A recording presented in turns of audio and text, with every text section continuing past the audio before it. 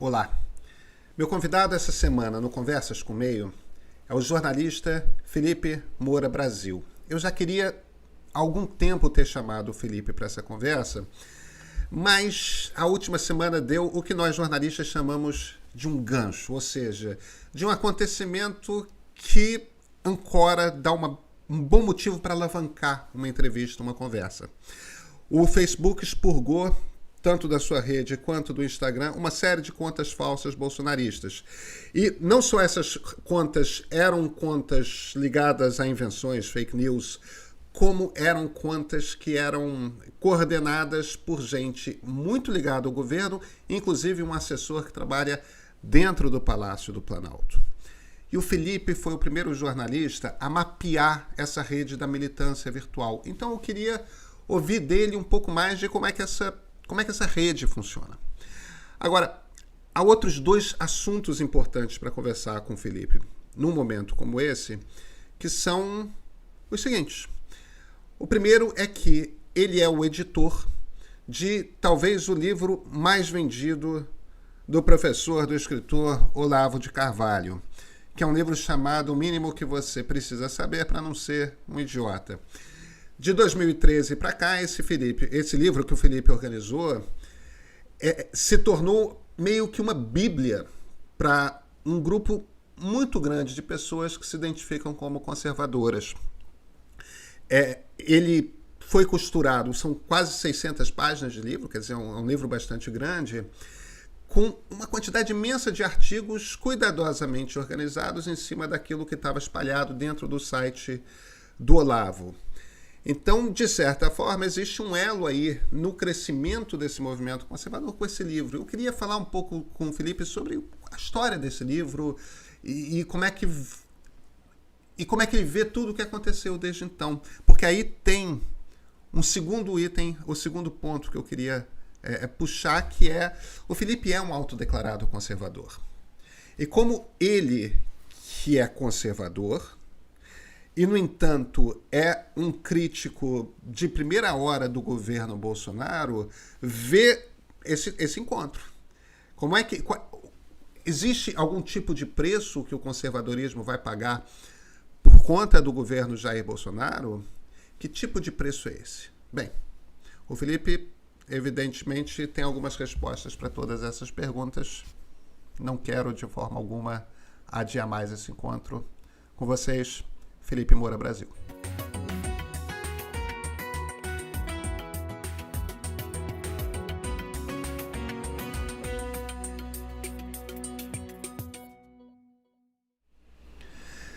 Felipe Moura Brasil, muito obrigado por ter aceitado o convite.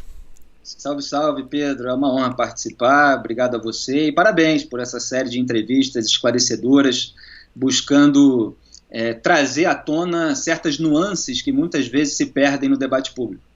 Gentileza sua. Então deixa eu começar. Felipe, você, num determinado momento do ano passado, você publicou, foi uma reportagem de capa na Cruzoé, o primeiro texto detalhando como funciona aquilo que você chamou na época de blogueiros de crachá, né? A militância virtual bolsonarista. Depois acabaria se consolidando o termo gabinete do ódio para se referir, pelo menos, ao núcleo no Planalto desse conjunto. E, claro, semana passada a gente teve esse movimento do Facebook que pela primeira vez fez uma ligação clara entre um assessor direto do presidente da República e essa milícia virtual. Ou seja, o Facebook, em essência, confirmou que está dentro do Palácio do Planalto, um dos centros, um dos nós principais dessa rede. Você conhece esse mundo como poucos. Me conta essa história. Claro, eu posso contar aquilo que eu sei, que é aquilo que está na matéria, que está no meu trabalho, que aparece nos meus comentários e nos meus artigos. É bom aqui fazer justiça que certas reportagens jornalísticas, certas análises, inclusive, elas partem também de informações que outros jornalistas descobriram, elas desenvolvem informações que já estavam no ar de alguma forma. O que a minha reportagem fez foi realmente detalhar e ainda acrescentar um material exclusivo que veio de troca de mensagens que eu acabei obtendo, obviamente não como hackers, né, não por violação criminosa de aplicativo de celular, mas justamente pela apuração jornalística que é legítima e é claro que desagrada a muita gente. Então, certos vínculos da militância, eles também foram expostos por aquela reportagem em razão de grupos de WhatsApp, em razão de conversas ali individuais também que aparecem na reportagem. Mas o próprio Gabinete do Ódio nem é uma expressão que foi criada por mim, já tinha ali matéria do Estadão e da Folha a respeito disso, o próprio Globo já tinha falado antes na figura do Tércio, só que eu mostrei que não era simplesmente um gabinete na presidência da República que tinha alguém que administrava as redes sociais do presidente. Eu mostrei que havia um monte de militantes espalhados em gabinetes bolsonaristas atuando na internet sem transparência, usando, por exemplo, nomes que não eram os seus próprios nomes, sem revelar para o público o cargo que eles tinham. Então eu puxei tudo isso com um trabalho ali minucioso de apuração, trazendo à tona nomes, sobrenomes, cargos, remunerações dessa ala de militantes de gabinete. A reportagem não se restringe a isso, né? Tem outros ali bolsonaristas que não estão em cargos de gabinete, tem assessor da Presidência da República de Assuntos Internacionais, tem ali empresário bolsonarista, que eu trouxe à tona como sendo financiador ali de uma parte da militância e agora está aparecendo aí também em outras investigações. Então teve todo esse trabalho aí de detalhar isso que é o quê? É uma militância virtual, paga com dinheiro público, em gabinetes como assessores parlamentares. E aí isso para mim é uma questão de você trazer transparência, lançar luz em cima de algo que é obscuro. E o dever jornalístico é você realmente lançar luz sobre os poderes, como é que eles estão atuando. E um poder, ele não se restringe à presidência da República, ao cargo efetivo de determinadas pessoas que ocupam liderança. Tem todo um esquema de poder que envolve a sua militância. Então, você trazer à tona para o público que participa do debate público pelas redes sociais, que lê aquelas fontes governistas, você trazer a público quem aquelas pessoas são, quem está por trás daquelas contas, é um dever jornalístico tradicional. O que acontece é que houve aí esse desenvolvimento da tecnologia, você é até especialista nessa área, entende melhor do que eu, e isso gerou certas possibilidades de se fazer uma militância de maneiras obscuras. E o que o Facebook fez agora, recentemente, foi confirmar que militantes de gabinetes bolsonaristas remunerados com dinheiro público tinham contas nas redes sociais sem transparência, que é exatamente o tema de uma parte, pelo menos, da minha reportagem.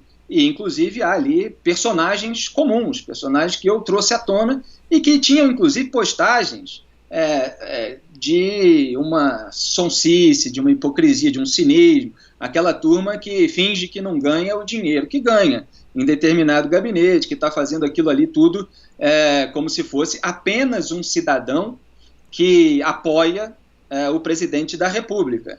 E eu sempre lembro daquela frase do Milor Fernandes, eu não sei se eu vou formular ela agora certinho, mas desconfio de todo idealista que lucra com os seus ideais, né? Então é preciso mostrar que essas pessoas realmente estão sendo remuneradas. Se elas apoiam ou não, etc., é uma outra questão que vale a pena as pessoas analisarem caso a caso. Mas eu acho que deu ali para trazer mais transparência sobre a atuação dessas pessoas, e o Facebook ainda foi além num certo sentido, porque ele, como plataforma mesmo, pôde identificar várias outras contas fakes, quer dizer, onde não se assumia a identidade, que eram usadas por aquelas mesmas pessoas e algumas outras ainda. né? Então, isso é muito importante, porque você tem o mesmo militante administrando várias contas e inflando o apoio ao presidente e espalhando narrativa. Não só espalhando narrativa com aquelas meias-verdades que os grupos políticos, às quais os grupos políticos recorrem, mas também contas sendo usadas para atacar adversários, para atacar rivais. E aí você entra em outra questão moral, né, na verdade, imoral, que é você ter uma militância virtual remunerada com dinheiro público em gabinetes como assessores, sem transparência, atacando adversários, quer dizer, colaborando para esse processo tão comum no bolsonarismo de tentativa de assassinato de reputação de rivais. Muitas vezes com fake news, como o próprio Facebook acabou mostrando. Derrubei uma garrafa d'água aqui, mas ela estava vazia. Então, foi mais ou menos isso o que havia ali de comum entre a minha reportagem e essas revelações recentes do Facebook. Agora, é claro que há todo um detalhamento de cada caso, quem são aquelas pessoas, em quais gabinetes elas estão. Então, eles usam, por exemplo, gabinetes de assembleias legislativas, quer dizer, onde estão os deputados estaduais. Então, você tem militante virtual que tem cargo na Assembleia Legislativa do Estado do Rio de Janeiro, a LERJ. Você tem na Assembleia Legislativa de São Paulo, na Assembleia Legislativa de Minas Gerais. E isso é gente com nome, sobrenome, cargo e remuneração que se pode confirmar na folha de pagamento dessas assembleias, que é público, basta você entrar naquelas páginas. E houve, depois da minha reportagem, e existe até hoje, uma tentativa de desinformar e de dizer que isso nunca foi provado. Imagina, isso já estava provado. Então não é o Facebook, ele não provou aquilo que eu deixei de provar, aquilo já estava provado. O Facebook apenas confirmou e detalhou, né, de uma maneira bastante forte, porque é a própria plataforma dizendo que aquilo acontece. Quem você pensaria, Felipe, como os personagens principais dessa história? Se tivesse um grupo de pessoas ali que você considera que são chaves na história, quem são? Ou que te parecem de fora?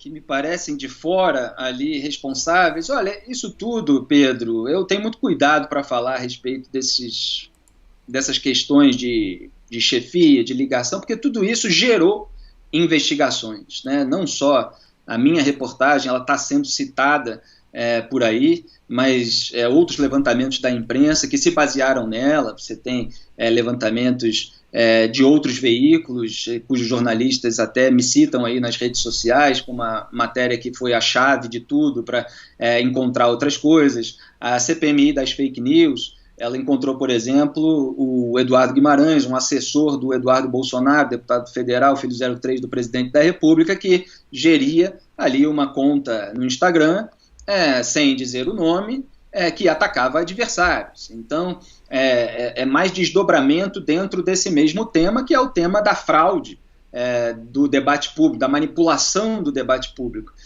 Então, assim, você tem o Tércio, que está no gabinete da presidência da República, e houve, você vê, entre a minha reportagem e as revelações do Facebook, 9 meses. E nesses 9 meses pipocaram aí notícias de que havia certas pressões para que o presidente demitisse, exonerasse ou mudasse de lugar o Tércio, que isso ainda poderia render problemas para ele, e isso não aconteceu. E não aconteceu provavelmente por quê?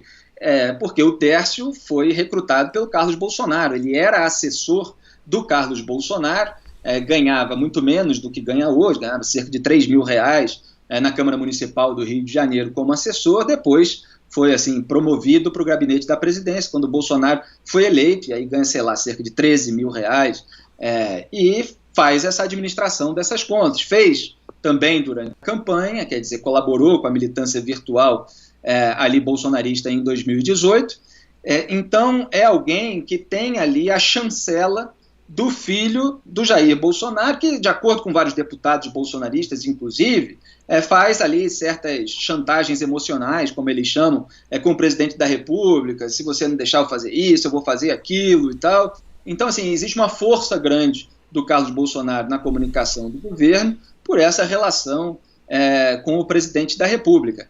Então você tem o Tércio, ele está no gabinete do terceiro andar do Palácio do Planalto, é o mesmo andar em que está o Felipe Martins, que teoricamente assessor para assuntos internacionais, mas também é um orientador da militância bolsonarista nas redes sociais. Essas pessoas que atuam nas redes sociais bolsonaristas sempre negaram a existência do gabinete do ódio. O próprio Felipe Martins, numa entrevista, disse que a existência desses militantes de gabinete que, enfim, buscavam atingir adversários, foi assim que a pergunta foi colocada, era um delírio completo.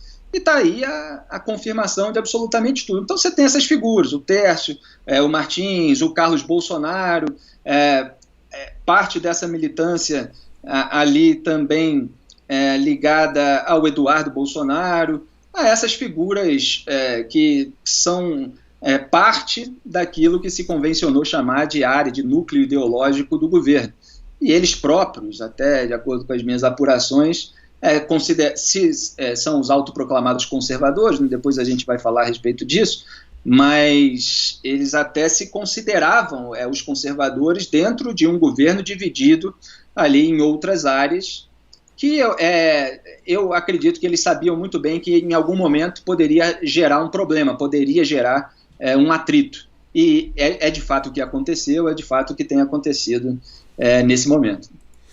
É curioso você fazer esse comentário à ala ideológica do governo, e de fato é mesmo como a gente costuma se referir a eles, né? Ou a ala olavista ou a ala ideológica. Agora, é a ala de comunicação também, né? Se confundem esses dois papéis, o que dá até um certo, a partir do momento que a ala de comunicação e a ala ideológica são a mesma, e isso é uma conclusão minha, não estou tentando de forma alguma te impor ela, me passa uma certa preocupação de doutrinação ideológica. Quando você junta as duas coisas, você tem essa impressão ou não?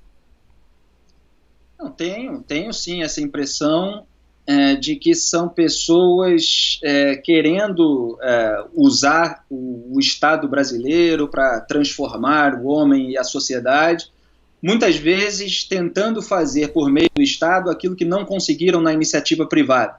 Então existe um ressentimento também contra as lideranças dos meios de comunicação, cultura, ensino, que não deu a eles o espaço que eles julgam merecer.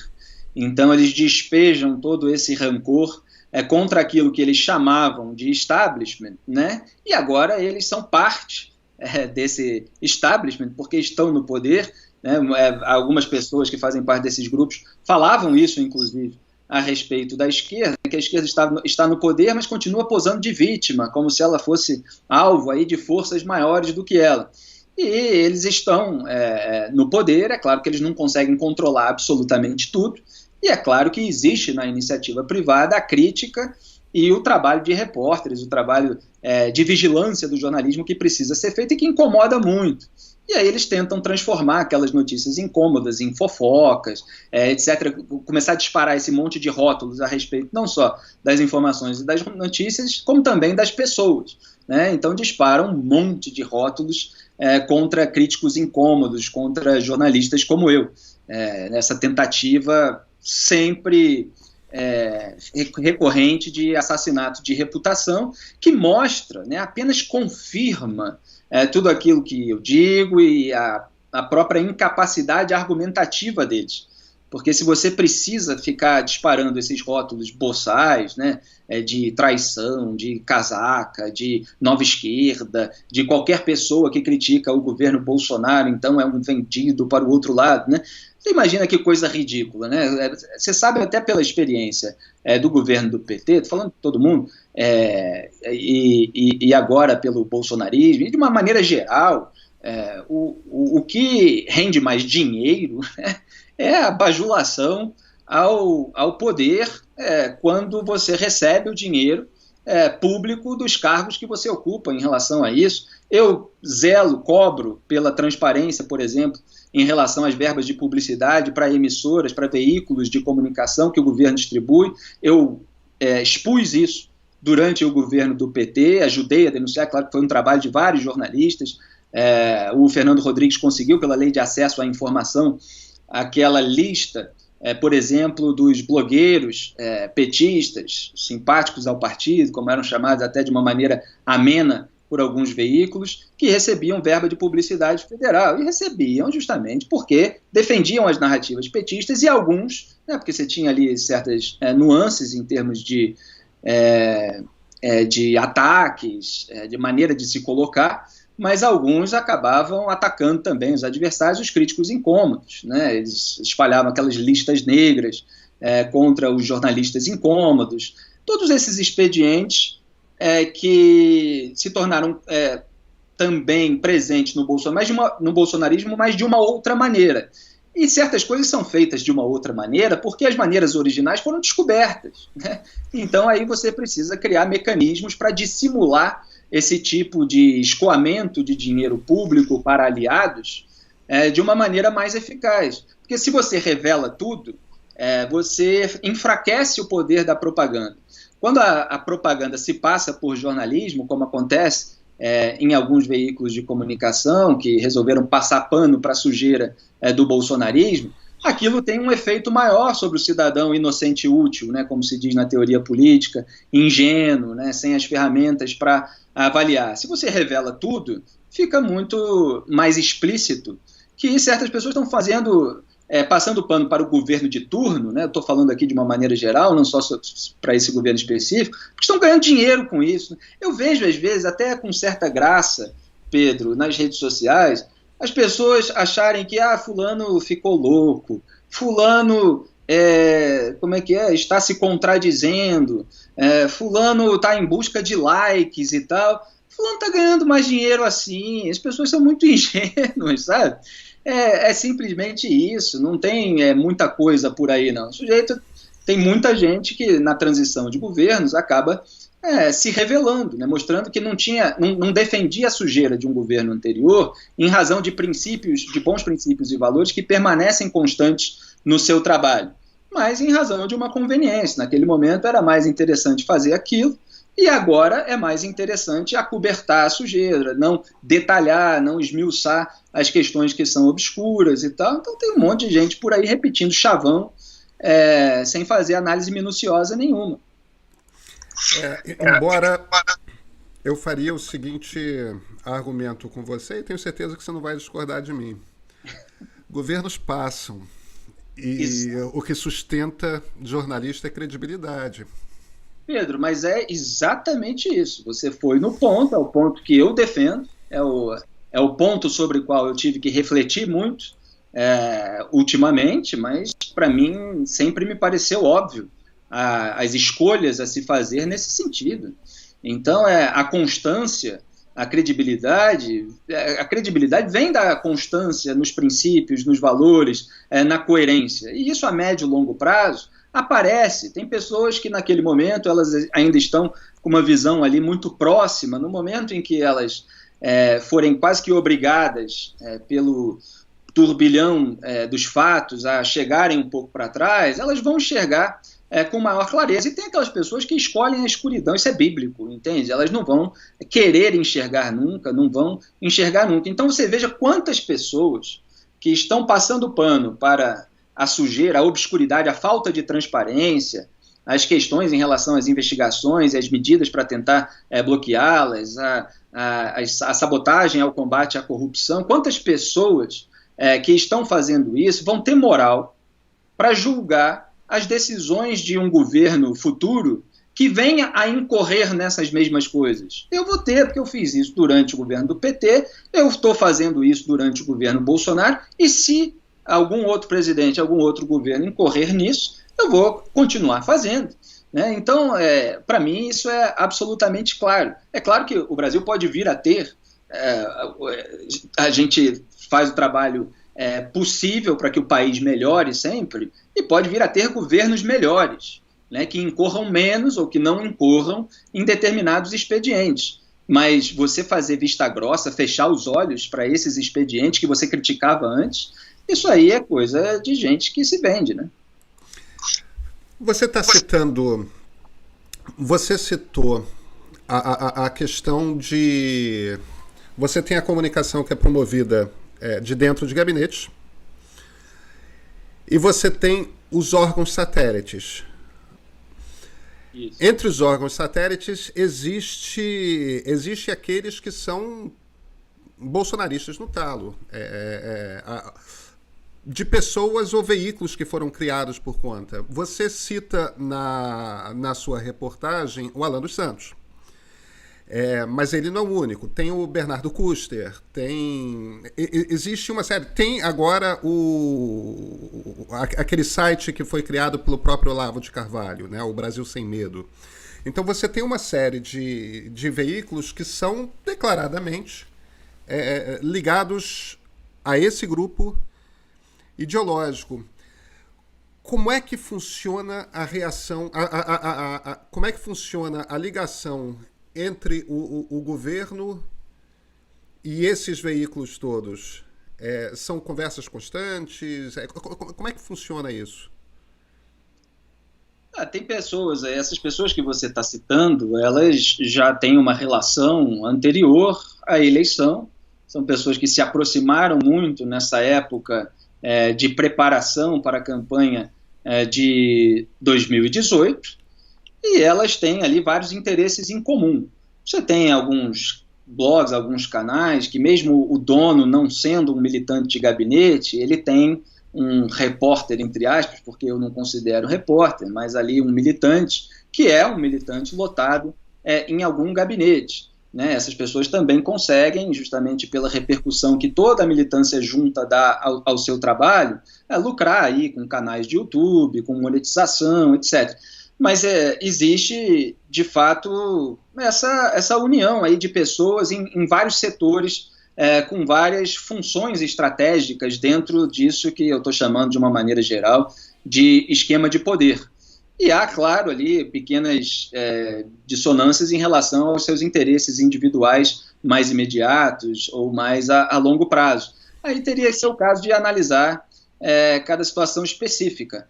Mas existe muito esse ressentimento em relação a uma certa elite, né, que dominava o establishment, boicotando ideias contrárias, e aí também há várias nuances, daqui a pouco a gente pode entrar nisso, e tem também um oportunismo de você aproveitar aquele momento para ganhar a visibilidade que você nunca conquistou, mas existe dentro dessas pessoas, não estou dizendo que não existe, os seus ideais com os quais, obviamente, eu não compactuo. Né? Então, acho que eles têm ali essa ideia de transformar a sociedade daquela maneira, com as ideias que eles pregam, né? Mas de uma maneira que a gente tem visto que não recorre ao diálogo, que busca sempre a destruição do outro, que tem um quê revolucionário, né, que às vezes é com sinal invertido. Então o Anthony Quinton, por exemplo, chamava o reacionário de revolucionário do avesso. Então você tem essas figuras aí dentro da teoria política do reacionário, que idealiza um passado ao qual ele quer voltar, e o revolucionário que idealiza um futuro que ele quer alcançar, e os dois têm em comum essa perspectiva de que os fins justificam os meios. Então, os meios radicais podem ser usados, eventuais mentiras, eventuais atrocidades podem ser cometidas em nome desse ideal. Então, isso aparece, e a gente vê a própria atitude dos militantes ajudando a espalhar mentiras, meias-verdades e tal, para legitimar esse projeto de poder. Quer dizer, temos finalmente um candidato que se apresenta. Eu nem gosto de falar que eles são aquilo que eles dizem que são, né? Mas na cabeça deles, finalmente temos um governo de direita, um governo conservador, que eu não considero esse pessoal conservador, e agora é preciso lutar com todas as forças para defender isso. Se você pegar, por exemplo, tem o Olavo de Carvalho em 2014, eu acho que o Alexandre Borges, na entrevista que deu para você, lembrou, inclusive, esse ponto só. Eu vou lembrar uma outra coisa, que ele defendeu a candidatura da Denise Abreu, que hoje, aliás, saiu uma notícia, ela voltou a ser empregada no governo Dória, o Dória que tinha afastado ela depois de uma denúncia por suposto envolvimento com propina, e aí parece que caiu por falta de provas e ela voltou a ser empregada lá.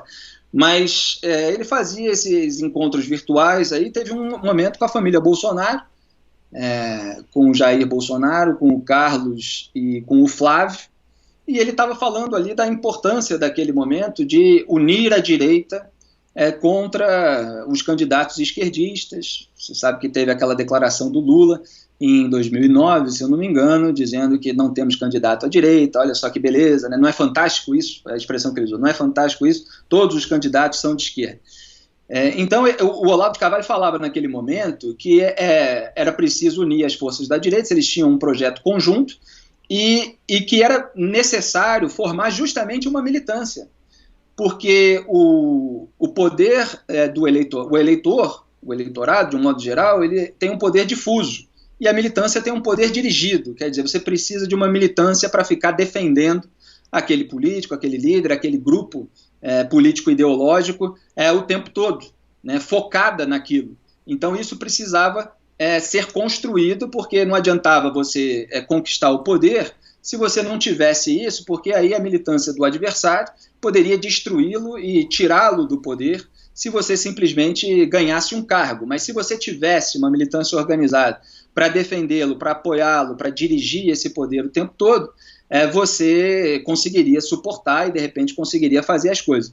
Então, você vê que isso ele já dizia ali em 2014, a candidatura da Denise Abreu, obviamente ninguém deu bola para ela, não teve força nenhuma, mas houve, desde então, ali a construção dessa militância bolsonarista, desse objetivo ali da família Bolsonaro, aos poucos, aos trancos e barrancos, nada assim tremendamente consciente, mas umas coisas que foram acontecendo, e com o Olavo falando aquilo, e a aproximação da família Bolsonaro com ele, deu ali uma direção, um norte para que eles formassem isso, que a gente vê se concretizar agora, e vê também, né, os desdobramentos de ganhos de cargos, etc., e poder dentro do governo, com todos os ruídos que esse pessoal causa, né, porque aí você tem a necessidade de agradar outros nichos do eleitorado, do próprio país, setores econômicos, etc., aí você precisava ter ministros técnicos, mas aí você tem essa convivência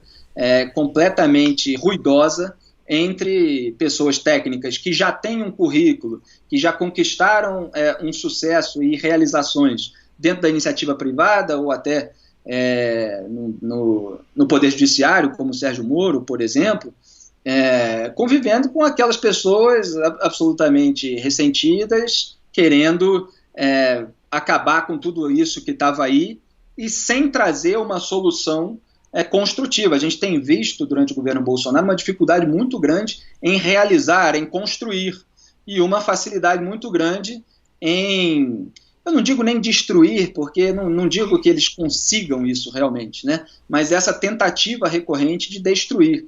E se você, Pedro, até entrando já um pouco no tópico da comparação do conservadorismo com o bolsonarismo, se você pega, por exemplo, o livro Pensadores da Nova Esquerda, do Roger Scruton, se você vir, por exemplo, a introdução que ele faz no capítulo sobre Foucault, ao descrever o esquerdista moderno, que era ali o que ele estava chamando de nova esquerda, ele descreve características que são absolutamente aplicáveis ao bolsonarismo.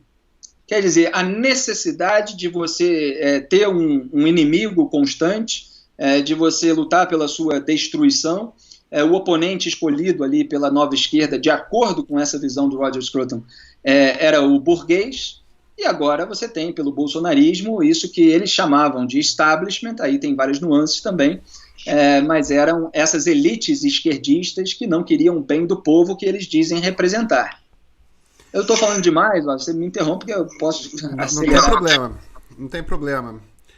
E essa conversa me interessa, embora essa coisa do ataque constante ao establishment, seja vindo da esquerda, seja vindo da direita, eu costumo chamar de populismo mesmo. Sim, é o populismo. Vocês falaram disso na entrevista com o Alexandre, eu vi exatamente isso. São lideranças dizendo que as elites que dominam ali o establishment político, cultural, etc., elas não representam os verdadeiros anseios do povo. O que acontece é que como acontece em geral no bolsonarismo, é que existe uma parte verdadeira a respeito da descrição de uma realidade, e existe aquilo que eles precisam fazer para encobrir a sua sujeira e para encobrir eventuais incompetências e para tentar destruir a reputação dos adversários.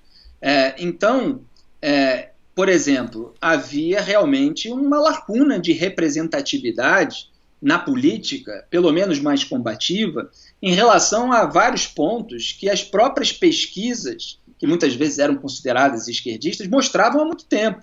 Então, toda essa parte mais considerada de costumes, as pesquisas mostravam que a maioria da população brasileira, eu já fiz uma lista, já fiz artigo a respeito disso, era contra a legalização das drogas, era contra a legalização do aborto, era a favor de penas mais duras para os criminosos, e todos esses itens, era a favor da redução da maioridade penal, e tinha ali um certo balanço em relação à pena de morte, porque aí, dentro até do campo da própria direita, existe uma discussão nesse sentido. Mas naqueles outros pontos, havia ali todo um nicho de bandeiras que não estavam sendo erguidas por ninguém. E o bolsonarismo foi e pegou essas bandeiras, e a gente dizia isso, né? E faltava lideranças políticas para empunhar essa bandeira. O que o bolsonarismo fez? Empunhou essa bandeira e conquistou uma certa representatividade em relação a isso. Mas é claro que não foi isso, sozinho, avulso, que fez o Bolsonaro vencer a eleição. Você teve uma série de fatores, uma confluência de fatores que fez com que ele chegasse ao cargo onde ele chegou. Você teve a Lava Jato, ali principalmente a partir de 2014, mostrando os esquemas de corrupção do petismo, que nós, na internet, colunistas, já denunciávamos da maneira que dava. Houve isso também, o desenvolvimento tecnológico das redes sociais, da internet como um todo, permitiu justamente esse espaço para vozes dissonantes daquelas que estavam nos meios de comunicação e cultura. E, de fato, havia um predomínio muito grande da esquerda, ou pensamentos mais à esquerda, ou pelo menos uma ausência de visões mais conservadoras e que trouxessem as referências conservadoras internacionais dentro desse debate público dos meios de cultura. Então, na internet, a gente pôde falar muita coisa a respeito daquele establishment político e cultural que não era dito dentro dele. Então, isso é o que vocês estavam chamando de contracultura também. E havia muita verdade ali, verdades que, assim como o Facebook comprovou ali a militância de gabinete, a Lava Jato confirmou aquilo que estava sendo dito.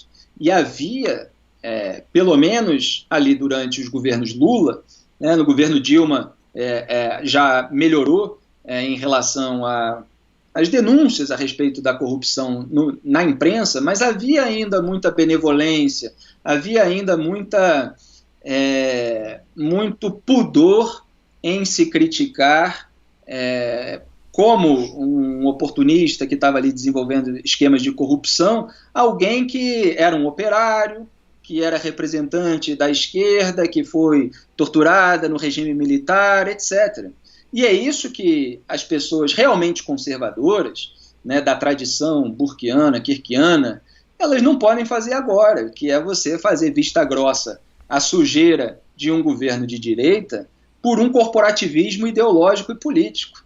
Eu considero isso de uma imoralidade tremenda, e eu, durante inclusive os governos do PT, elogiei, mesmo que não concorde com tudo aquilo que falam, ou com todas as atitudes, mas a gente elogia aquelas declarações e atitudes corajosas e corretas daqueles esquerdistas que até participaram da luta armada e que reconheceram as atrocidades cometidas pela esquerda na própria luta armada e também, em alguns casos, a corrupção petista.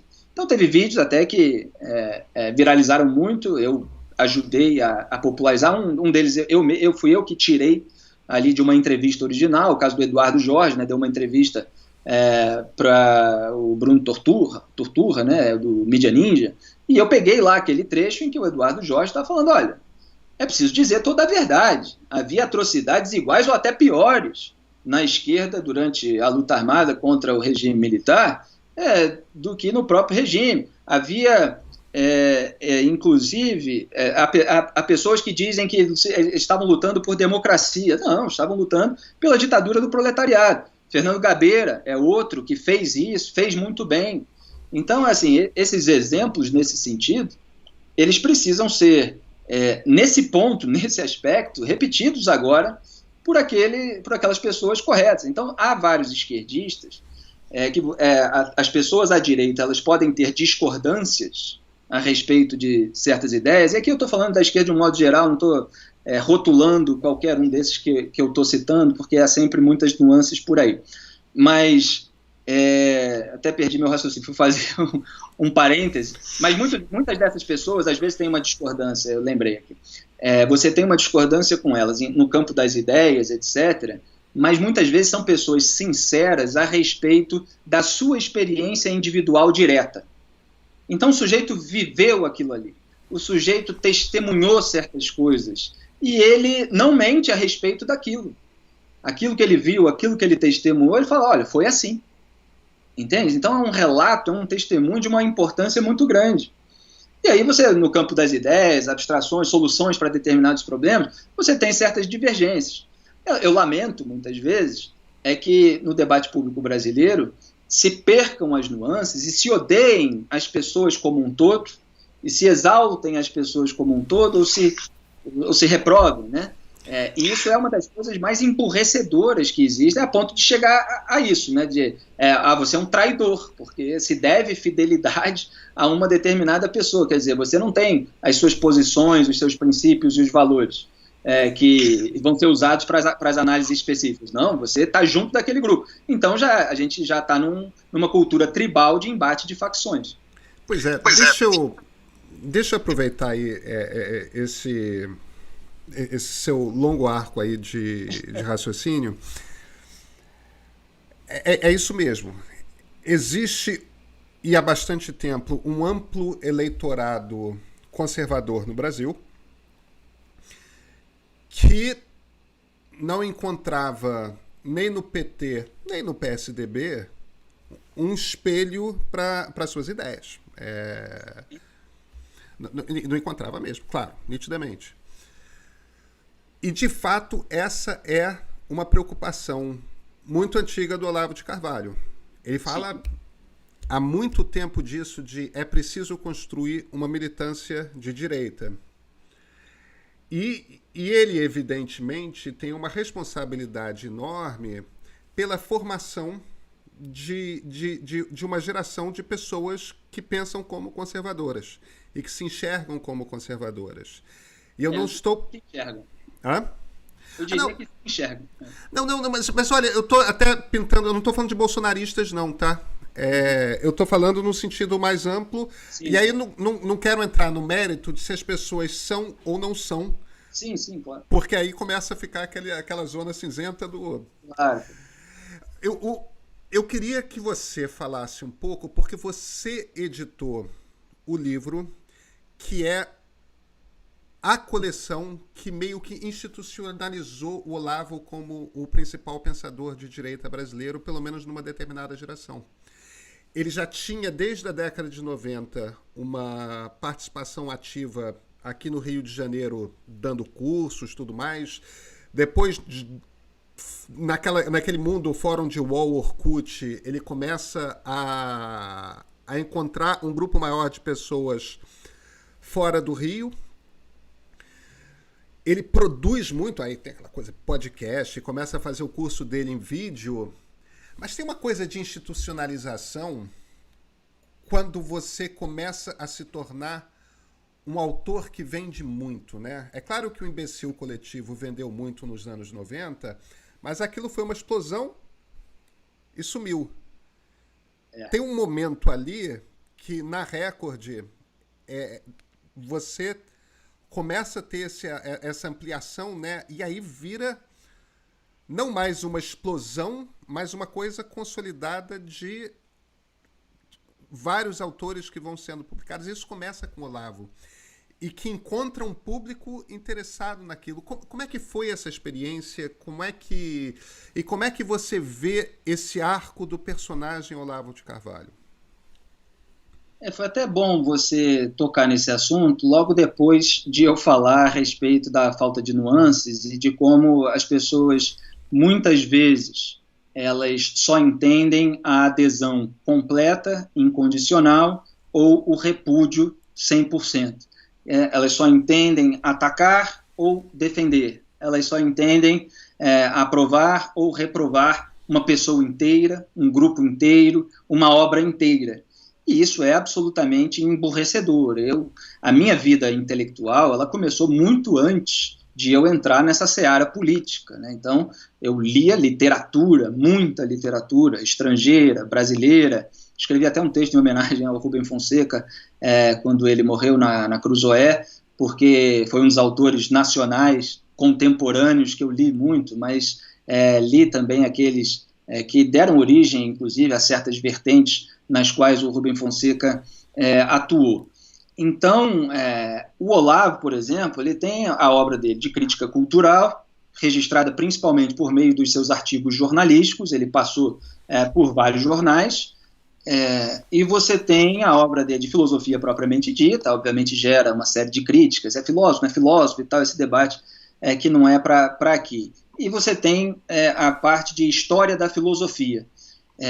Então, assim, eu fiz uma coletânea, uma antologia dos artigos jornalísticos do Olavo de Carvalho, que é justamente essa parte da obra dele sobre crítica cultural. E essa parte da obra dele sobre crítica cultural tinha diagnósticos que eram muito certeiros, que eram muito precisos.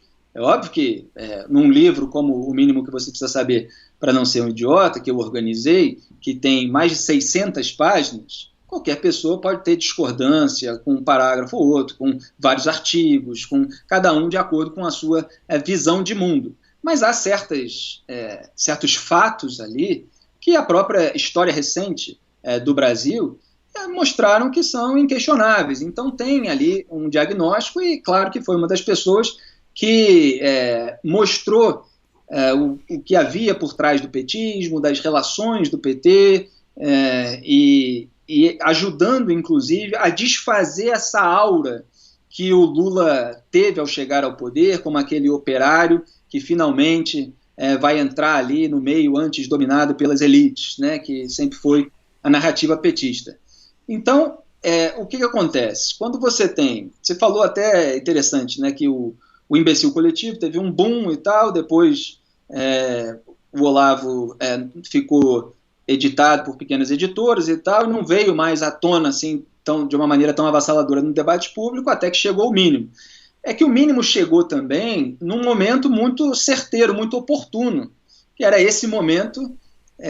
Ele foi lançado em agosto de 2013, né? Então você vê, ele é anterior ali ao crescimento da Lava Jato, já havia muita insatisfação com o petismo, então havia ali muita demanda reprimida por um outro tipo de análise, por um outro tipo de crítica, por um outro tipo de visão, e, enfim, precedeu a derrocada do governo Dilma Rousseff, fraudes fiscais, manifestações. Aliás, ele veio logo de maneira subsequente às manifestações de 2013, né, que geraram, e aqui não é nem no aspecto político da relação, mas elas geraram muita comoção nacional.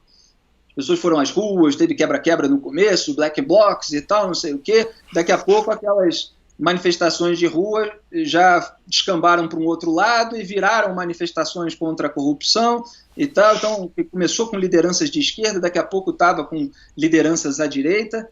Mas aquele momento, até para mim, como colunista, eu escrevi, por exemplo, em junho de 2013, um texto que é Passe Livre para a Delinquência, porque já havia ali certos esquerdistas, nesses blogs e tal, poetizando o vandalismo. Então, estava dizendo, olha, se continuar assim, porque certas coisas começam na vida intelectual e daqui a pouco elas têm o pensamento transmutado em ação. Se isso continuar assim, vai gerar mais delinquência. E gerou. Teve o assassinato do cinegrafista Santiago Andrade. E eu estava lá desde o começo falando, olha, é isso que vai acontecer. Né? Enquanto outros, tipo Marcelo Freixo, por exemplo, não estava fazendo juízo de valor, quem sou eu para fazer esse tipo de juízo. Eu critiquei muito por causa disso. Mas aquilo trouxe muita gente que não entendia nada de política para o debate público político, tentando entender aquela confusão. E o Mínimo veio logo em seguida, mostrando, olha, o que aconteceu até aqui na história recente do Brasil, qual é o quadro. E aí vem a questão até pessoal minha, agora voltando, como é que foi o contato com a obra do Olavo, por que organizar o Mínimo. O Olavo escrevia no Globo, quando eu era moleque, eu lia o jornal impresso, como lia vários outros, e lia aquela seção de colunas e tal, mas não foi ali que ele me chamou mais atenção. Depois ele começou a ser citado uma vez ou outra por algum autor e tal, e eu acabei encontrando a obra dele. E o que mais me despertava interesse na obra do Olavo, que eu encontrei em razão da análise política daquele período do petismo, eram mais as questões existenciais, porque ele voltava a determinados fundamentos. Hoje é importante voltar até para descrever a própria militância bolsonarista. Então, o fundamento, por exemplo, do próprio imbecil coletivo, ali adaptado ao imbecil juvenil, quer dizer, daquelas pessoas jovens que, para pertencer a determinado grupo, vão adquirindo os mesmos vícios da patota, vão copiando a sua maneira de falar, copiando a sua maneira de vestir e muitas vezes suprimindo a própria personalidade. E esse fenômeno era um fenômeno que fazia parte da minha observação e da minha experiência social. Eu via isso acontecer na escola, na rua, no clube, nas festas, as pessoas perdendo a sua personalidade para integrar patotas. E talvez por traços de personalidade que eu tenho, eu nunca fui esse tipo de pessoa e via com com certo desconforto essa formação de patotas. Mas é essa formação da juventude que muitas vezes vai até a vida adulta e até as pessoas ficarem velhas. Elas ficam presas àquelas mesmas ideias do seu próprio grupo social. Então, as pessoas conhecem algumas pessoas, ficam amigas e depois elas não querem mudar de opinião porque elas sabem que vai haver o incômodo, que vai haver a cara feia do seu amiguinho, da sua amiguinha. Então, muitas vezes, a gente vê isso agora no bolsonarismo, tem pessoas que ficaram amigas de toda uma trupe e elas, para reconhecer que houve uma rachadinha no gabinete da Alerj, do Flávio Bolsonaro, ali centralizada pelo Fabrício Queiroz, isso gera toda uma problemática na vida pessoal, porque são as relações que ela construiu. Então é muito humilhante.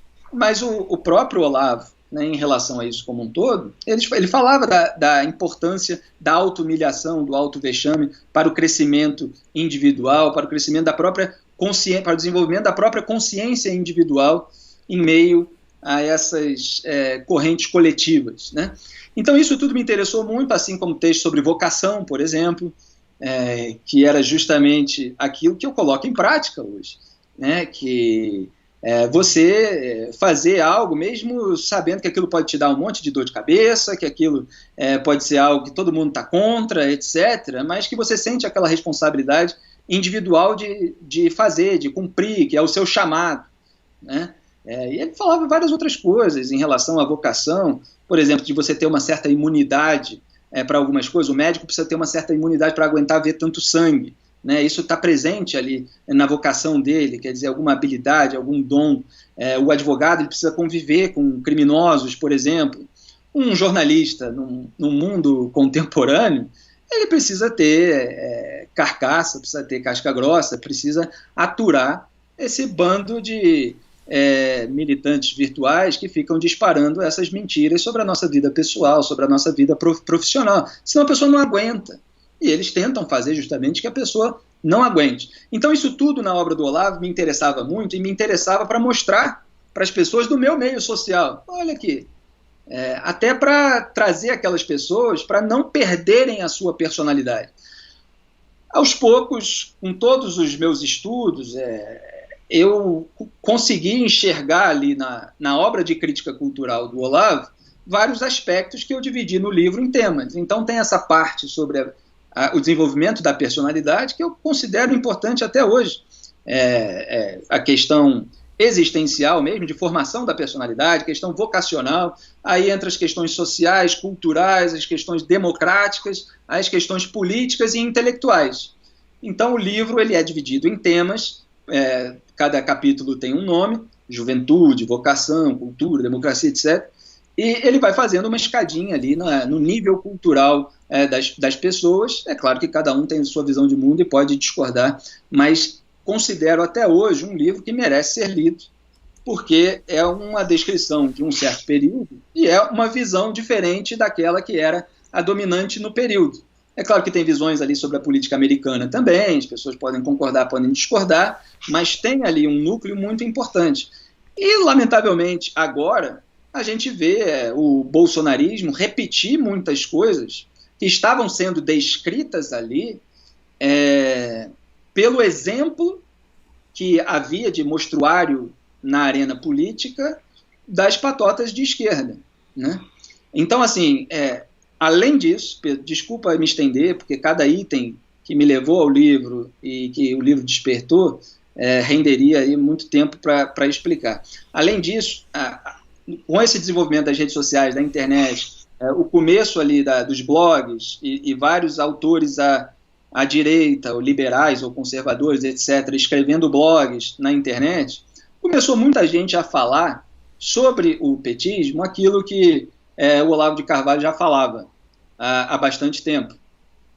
Então eu, por uma questão de personalidade, de humildade, olha, a gente precisa respeitar aquelas análises que foram feitas por aqueles que nos precederam, né? Então, olha só, o que existe a respeito desse assunto que foi falado no Brasil recentemente e que ainda estava bagunçado, porque assim, eu, por exemplo, adoraria ter organizado a obra do Diogo Mainardi, e eu falava isso, elogiava o Diogo muito antes de trabalhar com ele, então eu fico perfeitamente à vontade, só que o Diogo já tinha organizado o livro A Tapas e Pontapés, uma coletânea de artigos dele. Então eu fui organizar o do Olavo porque todos os artigos dele, que eu lia bastante, buscando sentido, etc., eles estavam desorganizados num site, empilhados, assim, em páginas e páginas que você vai colocando setinha, sem nenhum tema, sem nenhuma conexão de um artigo com o outro, etc. Então eu fiz essa conexão, mastigando aquele conteúdo para pessoas leigas, para pessoas novas. E aquilo foi usado, evidentemente, nos movimentos contra o PT. Agora, daí a você concordar com todas as atitudes do autor depois da publicação do livro e com a sua atuação no debate político, aí são outros 500, né? Só que as pessoas no Brasil, muitas vezes, elas querem associar você a tudo ou a nada e não tem nuance nenhuma. Então, 2014, só para voltar ao que a gente estava falando antes, foi lá, Denise Abreu, o Olavo estava fazendo campanha, pedindo voto para ela e tal, eu não dei a menor bola. Em relação ao impeachment, por exemplo, o Olavo era a favor da cassação do mandato, achava que não devia ir pela via institucional do impeachment, criticou, atacou, aí começou polêmica na internet com as pessoas que estavam ali apresentando isso para o atual presidente da Câmara, Eduardo Cunha e tal, e eu era a favor da via institucional, inclusive porque não é que eu fosse contra a cassação do mandato, eu era a favor, porque a via roubalheira, ela teve uma influência na eleição, tanto que se convencionou chamar depois a não cassação da chapa Dilma Temer de ela ter acontecido por excesso de provas, né? Mas eu era a favor do impeachment justamente porque a cassação do mandato era incerta e dependia do Gilmar Mendes e da sua trupe no Tribunal Superior Eleitoral. Como é que o povo brasileiro que estava nas ruas, já mobilizado, ia falar assim, não vamos pressionar políticos que estão muito mais sujeitos à pressão do que juízes que têm lá o seu cargo garantido e vamos esperar os juízes decidirem. Quer dizer, aquilo para mim não fazia sentido nenhum. Tanto não fazia sentido que realmente não fez. Houve o impeachment e depois houve a absolvição da chapa Dilma Temer. Então, assim, as minhas divergências de posição e tal, elas sempre existiram no debate político. Organizar a parte da obra de crítica cultural daquele autor com referências importantes e análises importantes sobre aquele determinado período, é uma coisa completamente diferente da atividade de colunista, de jornalista. Felipe, estamos cruzando agora a faixa da 1 hora de conversa. Então eu quero te fazer uma última pergunta, que é o seguinte: aconteceu tudo o que aconteceu de 2013 para cá. O Olavo, de um autor e muito respeitado como professor por muitos, se tornou também um ideólogo político, seguido por um grupo que de fato tinha o objetivo de criar uma militância política. E estou tomando muito cuidado para não botar palavras na sua boca, não, tá? São todas minhas. Fica à vontade, qualquer coisa eu... Berra. E deste organizador intelectual de um movimento político, tomou um rumo da extrema-direita e se tornou um cara muito preocupado com doutrinação. Muito preocupado com ter um pé dentro do Ministério da Educação, muito preocupado com ter um pé dentro da estratégia de comunicação do governo, se não diretamente, indiretamente, através de pessoas, tanto na Esplanada quanto no Planalto, que são muito ligadas a ele. O Felipe Martins é o exemplo mais óbvio, mas não é o único. E bem ou mal, você é um crítico desse governo, você não é o único crítico conservador desse governo, mas você certamente é um dos que vocalizam mais alto. Assim como o PT, a abertura dos escândalos de corrupção para a sociedade durante o governo Lula e durante o governo Dilma tiveram um custo muito alto para a esquerda. Não só para o PT, para a esquerda. Em algum momento, o Bolsonaro deixará de ser presidente. A gente não sabe quando, mas ele deixará de ser presidente, até porque democracias são cíclicas, né? Bolsonaro vai ter um custo para o conservadorismo, né? Desde a ditadura militar, que não se elege um presidente que é identificado com a direita. Porque mesmo o PSDB, que tinha certamente um viés liberal, era um partido de centro. Não era um partido de direita. E Bolsonaro é o primeiro presidente em muito tempo que é um presidente de direita. Qual é, você que se identifica como conservador, como é que você avalia o custo que o bolsonarismo vai ter para esse movimento conservador que começa a se consolidar no Brasil? Você tocou em pontos interessantes e eu quero dividir aqui a minha resposta também em alguns pontos que eu considero fundamentais. O custo que o petismo trouxe para a esquerda também é responsabilidade da esquerda não exatamente petista. Então, aquilo que eu estava falando antes, sobre os passadores de pano, como se convencionou chamar agora, até depois do governo do PT, desgastou muito a esquerda, porque onde estavam os críticos esquerdistas do petismo de uma maneira mais incisiva, tratando da roubalheira petista, tratando do financiamento de ditadura por meio do BNDES, criticando de uma forma mais dura os financiamentos de empresários também com dinheiro público, o aparelhamento do Estado de uma maneira que acabou sendo ruim. Quer dizer, havia uma voz ou outra e tal, mas qual era a impressão geral? Que a esquerda compactua com o PT. A esquerda permitiu isso. A intelectualidade esquerdista, boa parte dela, ela surfou na onda petista, assim como alguns, eu nem considero intelectuais, mas surfaram na onda bolsonarista e conquistaram ali os seus cargos públicos. Houve muito dessa fusão na esquerda.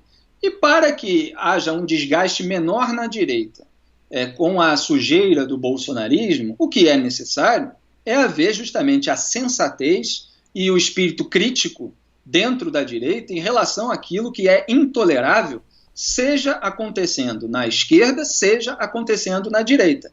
Porque senão não se tem uma autoridade moral para criticar o pano que o esquerdista passava nos governos do PT. E isso é um trabalho que precisa ser feito. Eu considero que eu estou fazendo a minha parte nesse sentido, inclusive distinguindo os conceitos de acordo com a realidade histórica e atual, porque o que acontece é que os grupos políticos eles têm eles sempre se denominam de uma maneira que os enobreça, né? Isso acontece tanto na direita quanto na esquerda. Então, os bolsonaristas eles se proclamaram conservadores. Aí tem várias razões, mas uma delas foi essa que eu mostrei. Havia esse discurso, que era um discurso do próprio Olavo de Carvalho, de que a população brasileira é majoritariamente conservadora e era preciso surgir aí um grupo conservador para derrubar o establishment atual, essa divisão de PT e PSDB, que, como o Lula disse, eram candidatos à esquerda, como o FHC disse, não havia grandes divergências ideológicas, eles estavam apenas disputando cargos. Isso, inclusive, foi uma reportagem da Vera Magalhães, na Folha de São Paulo, quando ela estava lá. Essa declaração do Fernando Henrique, que é muito usada pelos bolsonaristas. Então, justiça seja feita a outro alvo do bolsonarismo. E até eu, na Veja, fiz um compilado, Pedro, de declarações da alta cúpula tucana, para você ver como eles próprios se proclamam de esquerda. Você falou de centro, mas o partido, em geral, ele era tido como um partido de centro-esquerda. E, pelo discurso dos seus próprios caciques, você sente que eles queriam, na verdade, que fosse um partido realmente de esquerda. Então, em 2015, eu botei lá na Veja, para quem quiser procurar, é um post meu, quando eu era colunista lá, que se chama PSDB disputava com PT, esquerdismo e Odebrecht. Foi quando surgiu ali a delação da Odebrecht, a Odebrecht financiou tanto petistas quanto tucanos, e eu trouxe essas relações. Então, aqui pegando, e tudo está linkado às reportagens. Então, em 2015, o José Serra se disse mais à esquerda que o PT, que classificou de partido de corporações. O Geraldo Alckmin, em 2006, sou mais à esquerda do que Lula. O Aécio Neves, em 2014, para a direita não adianta me empurrar que eu não vou. O FHC, em 2014, sou de esquerda, mas ninguém acredita. O Danilo Gentili, em 2014, entrevistando o Aloysio Nunes, do PSDB, perguntou quem é mais à esquerda, PT ou PSDB? Isso tem até vídeo no YouTube. O Aloysio Nunes respondeu, PSDB. Então, havia aí essa disputa pelo verdadeiro esquerdismo entre o PT e o PSDB, e esse discurso de que quem chegasse com um discurso conservador poderia furar aí esse duelo, né? Bom, essa é uma parte da minha resposta. Qual foi mesmo aqui o ponto central, só para eu pegar, porque eu fui fazer um parêntese.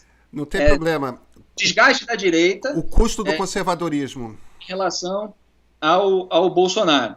Então, eu estava falando do PT e do PSDB, falei aqui dos passadores de pano da esquerda, que eles são corresponsáveis por essa sujeira. Tinha mais alguma coisa que eu queria falar que eu não estou lembrando. Mas, Pedro, para mim é basicamente isso. É você ter a sensatez de fazer a crítica correta daquilo que é inadmissível. Então, para mim, o desvio de dinheiro público, seja em gabinete, seja numa estatal, ele é completamente inadmissível. Há coisas sobre o bolsonarismo também que surgiram depois da eleição. Essa própria investigação, o povo votou sem saber que existia. E não foi nenhum jornalista que descobriu, foi o COAF, né, que depois no governo Bolsonaro foi transferido para o Banco Central contra a vontade do então ministro da Justiça, Sérgio Moro. Depois, por exemplo, veio reportagens mostrando que o Flávio Bolsonaro, aos 19 anos, ganhou um cargo em Brasília, num partido, que era o partido do pai na ocasião, enquanto fazia faculdade no Rio e estágio. Depois dele, o Eduardo Bolsonaro, aos 18 anos, um é o filho 01, outro é o 03, ganhou um cargo em Brasília enquanto fazia faculdade no Rio. Agora você tem investigação sobre funcionários fantasmas também em gabinetes da família. E tudo isso é algo que um conservador de verdade não pode compactuar. E quando você começa a pensar na sua posição a respeito da realidade política, como um militante, como alguém que está preocupado com os efeitos políticos, esse é um ponto importante. Você não é jornalista, você não é mais crítico cultural, você é justamente o militante. Então eu era jornalista e continuei sendo jornalista. Então eu preciso expor as coisas independentemente do seu efeito político. E quando algumas pessoas que já foram intelectuais, que já foram autores com análises certeiras, etc., estão preocupados em defender um grupo político contra o establishment, eles já não estão mais desempenhando a atividade intelectual de descrição da realidade. Estão ali buscando alguma consequência política, alguma ação prática a respeito de determinada circunstância. E essas pessoas, passando o pano, elas acabam queimando a direita de um modo geral. Então, fazer a distinção do que é realmente a tradição conservadora, com o pai do conservadorismo, Edmund Burke, que foi resgatado pelo conservador americano Russell Kirk, as próprias percepções do Roger Scruton, o próprio pensamento e a vida e a obra do Joaquim Nabuco no Brasil, mais influente dos abolicionistas. Eu escrevi um artigo sobre ele, comparando aqui com a realidade bolsonarista. É até engraçado.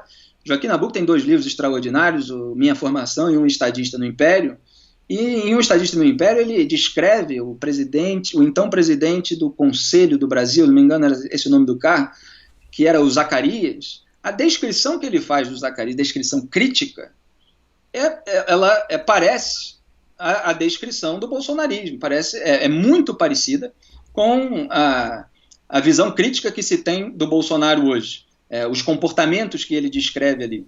E quando você vê o Minha Formação, em que ele faz uma autodescrição, é exatamente o oposto.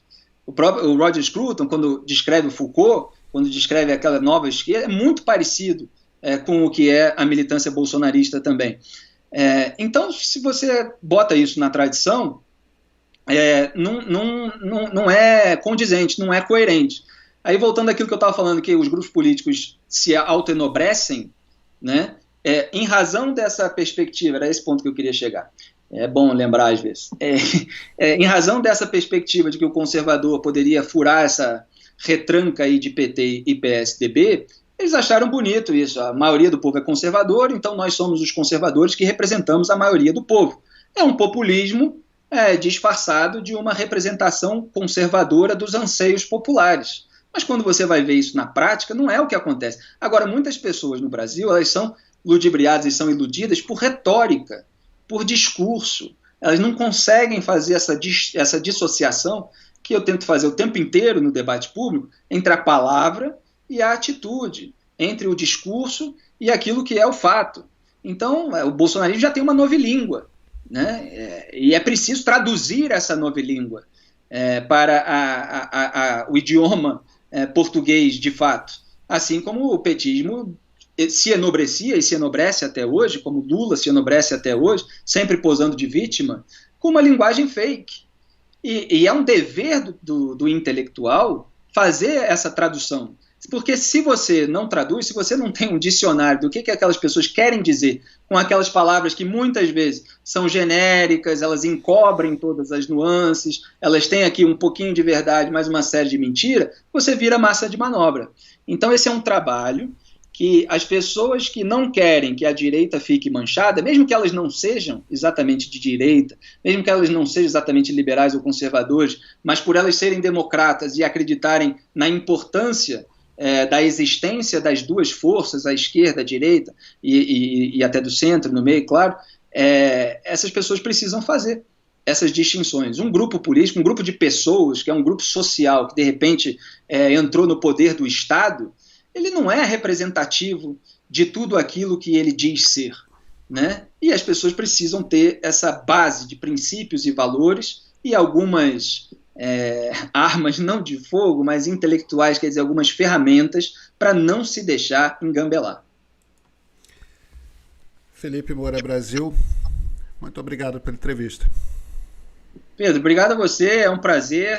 Falei pra caramba aí a cada pergunta sua.